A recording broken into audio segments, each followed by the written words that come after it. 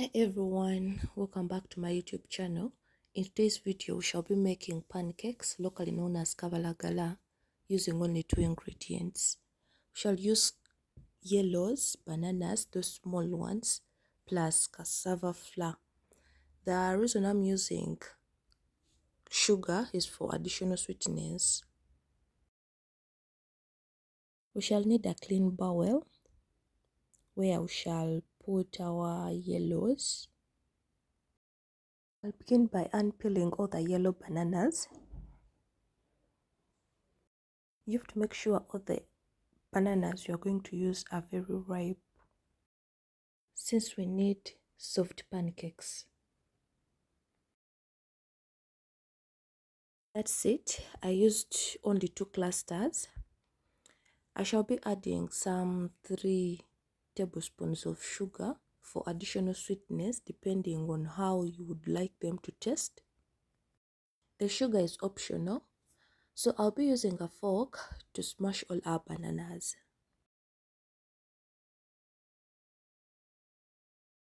The goal is to attain a porridge-like mixture, so we have to smash them until we attain that consistency. It is very important to use very ripe bananas, so as during the smashing bit we don't remain with the lumps, the unmashed bananas.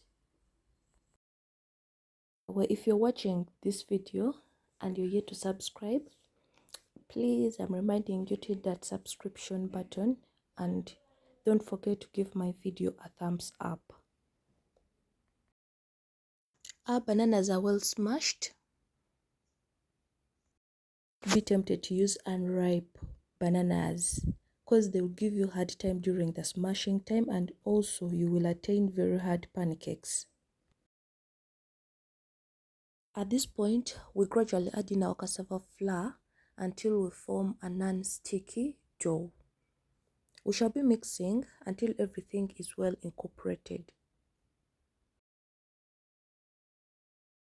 The reason as to why we are adding the cassava flour gradually, because we don't want to make a hard dough, which will result into hard kabalagala. Some of the reasons why some pancakes end up being so hard: one is using unripe bananas, secondly, using too much heat, thirdly, adding too much cassava flour.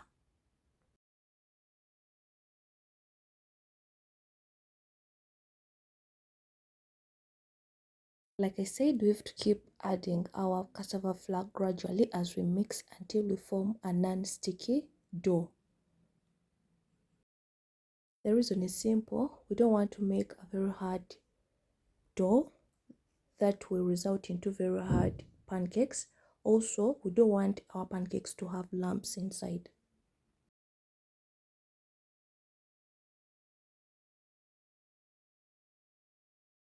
The goal is to make a non-sticky dough without lumps. That's why I had to introduce a mingling stick. We have to mix this until it is well incorporated. Actually, the mingling stick was a good idea because it will help us to get rid of all lumps in case there is any.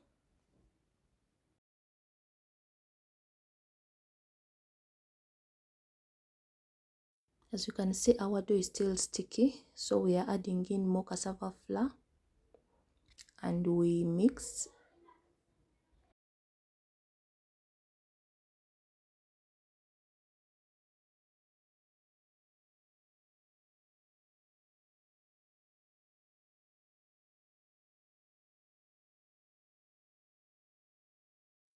At this point,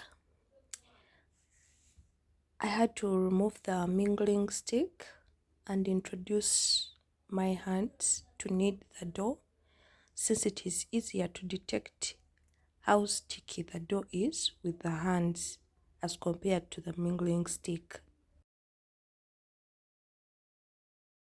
We have to keep kneading until everything is well incorporated, so as we don't remain with the flour anywhere.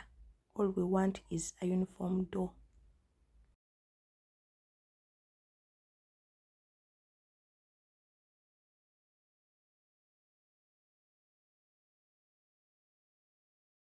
At this point, you can easily see that our dough is ready because it's no longer sticky. Our dough is now ready.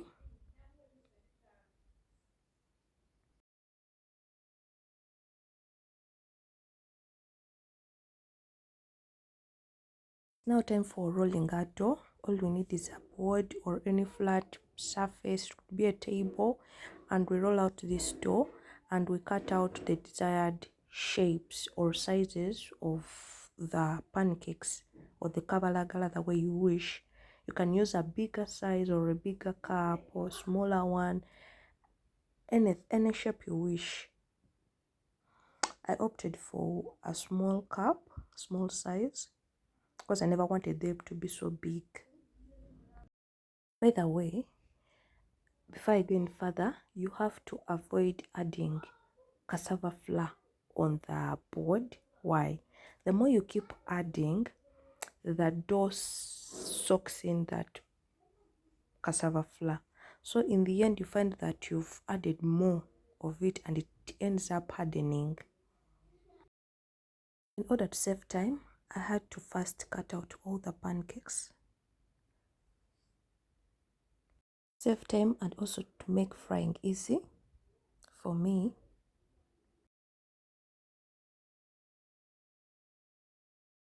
We are now heating our oil on medium heat. Once the oil is ready, we can now add in our pancakes.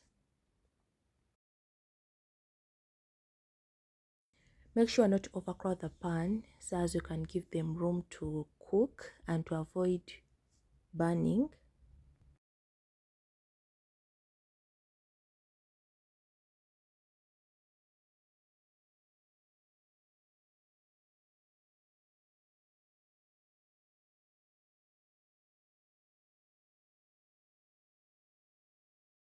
Make sure to turn them so as they don't get burnt. We let them cook until they are ready. How shall we know? When they have attained a golden color. I'm back to remind you, please, to subscribe to my channel if you haven't, and to also give my video a thumbs up.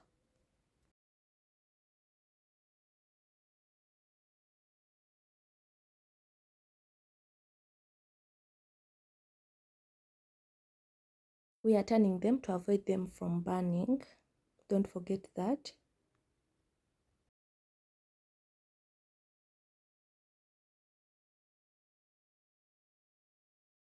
Make sure you give them time to cook. Don't use too much heat, because once the heat is too much, they will turn brown very fast, which will leave the inside part raw.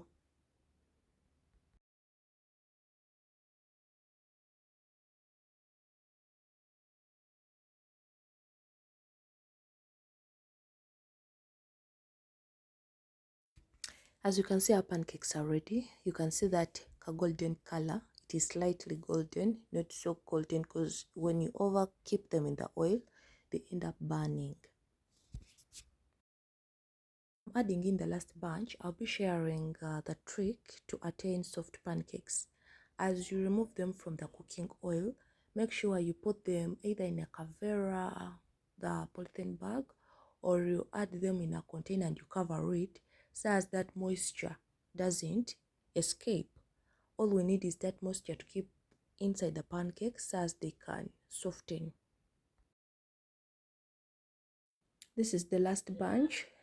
I'm turning it. As you can see, the other side had already started turning to brown, so we have to keep turning it so as it can get red on both sides. What we don't want is for the pancakes to come out brown and yet the inside part is raw. At this time, the heat is too much because the oil has been on the charcoal stove, so that's why I'm overturning to avoid them from burning and also to avoid them turning brown and yet they are raw inside.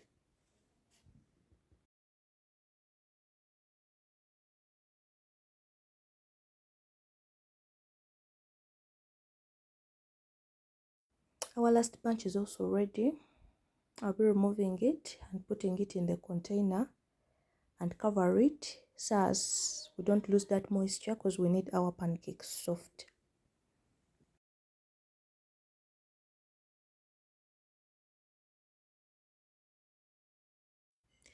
Wow, our pancakes are ready.